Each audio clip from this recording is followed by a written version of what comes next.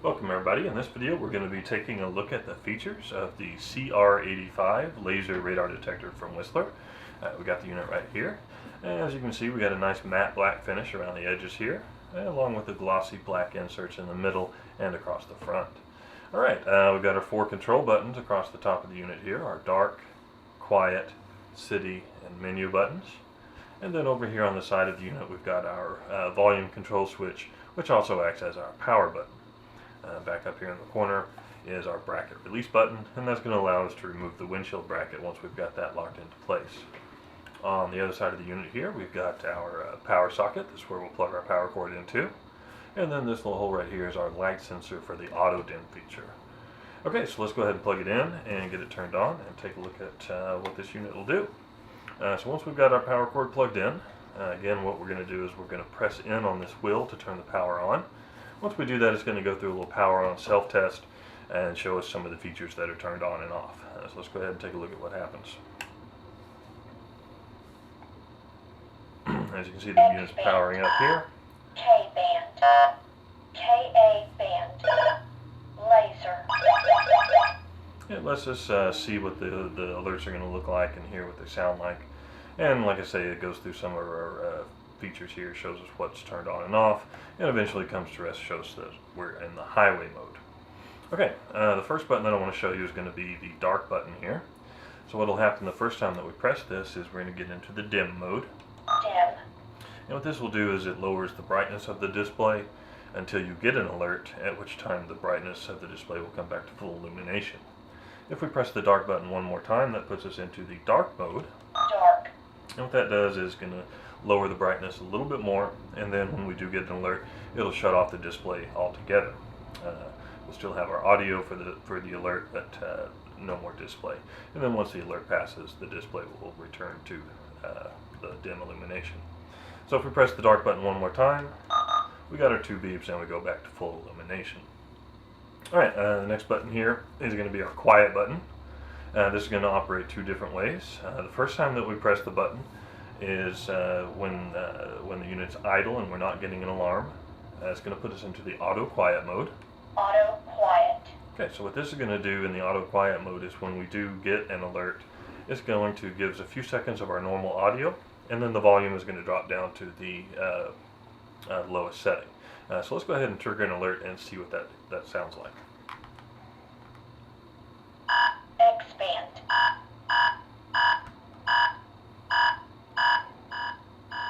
So as you can see there, the volume dropped down significantly after a few seconds.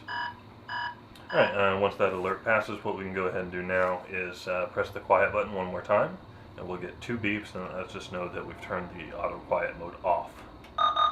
Okay, so now we're back to our normal audio. The second way that this will function is while you are getting an alert, if you press the quiet button, it's going to mute that alert, and then anything within 20 seconds of it. And then after 20 seconds of idle time, the unit will go back to normal audio. So let's go ahead and trigger another alert and see how that works as well. Expand. So I press the quiet button, and as you can see, it mutes that one alert, but we still have the display showing us that we've got a signal. Alright, so the next button here is going to be our city button, and the first time that we press that, we'll be into the city mode. City. And what that's going to do is, it doesn't change any of the sensitivity of the unit, but it changes your audio tone. So instead of your normal tone alerts, all you hear is 2 beeps, and the display will still show, but we won't get any more audio. So we press city button one more time. City 1. We're in the city 1, it says low X, and that lets us know that the sensitivity of the X band has been decreased. But in the city 1 mode, we will get our normal audio just like we're in highway mode. Alright. So if we press the city button one more time, City 2. City 2, no X. So in this mode, the X band detection is completely shut off, but again, we get our normal audio just like highway. And if we press city button one more time, we're back into our highway mode. Okay, the next button I want to show you here is going to be the menu. So we press the menu button. This is going to get us into the option select mode. Now these first 2 options here just have to do with the optional IntelliPort, which allow you to control a couple of different functions from a button on the power cord that is sold separately. So we'll just kind of skip over these for right now. The first feature I want to show you here is going to be the auto dim. By default, this is turned on. So based on ambient light, the brightness of the display will automatically adjust. Now if we want to turn this feature off, we can press the quiet button. As you can see, auto dim is now turned off. If we want to turn it back on, we'll press the dark button, and there we go. Alright, so we press the menu button again to move on, and the next option is tone 3. This will allow us to adjust the different tone alerts and how they sound. Next option here, test on. This is going to control the audio portion of the power on self-test at the beginning. You can turn this off again. The power on self-test will still happen, there just won't be any sound during it. Alright, next option here, we can select our individual bands to turn on and off. So the X band is defaulted to be on, K band is also on, and then we've got our KA Max ID. Alright, so the KA band is turned on along with the KA Max mode and the radar signature ID. Now we've got a few different functions that we can set this to. The KA Max, or you can set it to just the KA Max mode. You can have the KA band turned off altogether. You can have just regular KA band detection, or your KA band with radar signature ID.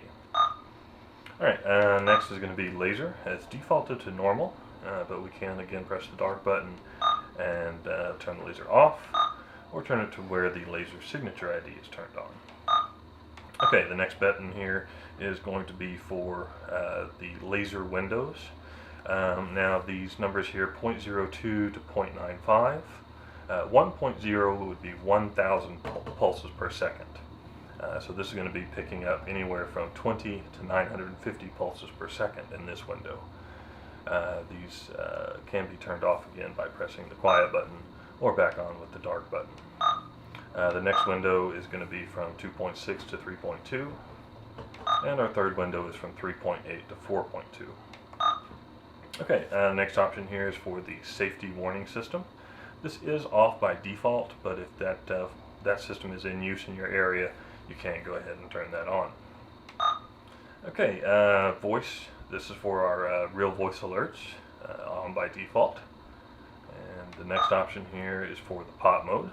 This is another one that is off by default, but if pop radar is used in your area, you can turn that on. Next feature here is for our battery saver. What this is going to do is default it to on, so after 3 hours, if there are no buttons pressed on the detector will give you an alarm and let you know it's about to turn off, and then after a few seconds it will actually turn itself off. And the final option on here, we've actually got a couple of filter settings. We've got our X and K filter. It's defaulted to filter 1. If we want to filter out any false alerts, we can adjust this up to filter 2, or up to filter 3 as well. We do have another filter setting in the K for just the KA band, and that's going to do the same thing with the default to filter 1. You can set it to filter 2 or filter 3. We can also adjust the settings for our low profile alert periscopes. These are defaulted to blink when you get an alarm, so they can also be set to where they are on all the time or to where they are off all the time. And then we also have our traffic flow signal rejection. What this is going to do is if there's a traffic monitoring system in the area that runs off of radar, that can cause prolonged false alerts in some places, you can turn this feature on, and that will help to filter some of that out. So if we press the menu button again, we'll see we're back up to the beginning of the menu, and if we want to go ahead and save any changes that we made, we'll just press the power button one time. The unit beeps twice and goes back to highway, so know that those settings have been saved. And then we can go ahead and turn off the detector by pressing the power button one more time. And as you can see, we'll get a little power off countdown here, and then the unit will shut off. Alright, so these have been the features of the CR85 laser radar detector from Whistler. Thanks for watching, and you can check out more of our videos at our YouTube channel. That's at youtube.com/WhistlerGroupInc. And while you're there, don't forget to subscribe.